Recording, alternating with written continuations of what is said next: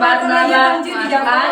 आज के जमाने में पता है ये ज्यादा होशियार होते ससुर के राजे ना चलता है। अरे तू कुछ सीख के पहले में साल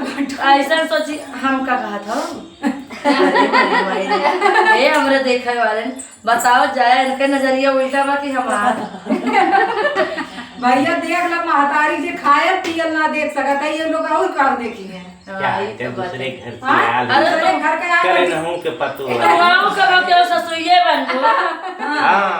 तब हम खिलावन कराई हो पतैया बनी है पतैया बनी है कितना सेवा करत है ये ऑफिसिया पाइप करब ना हमार गुड़िया सुनी ना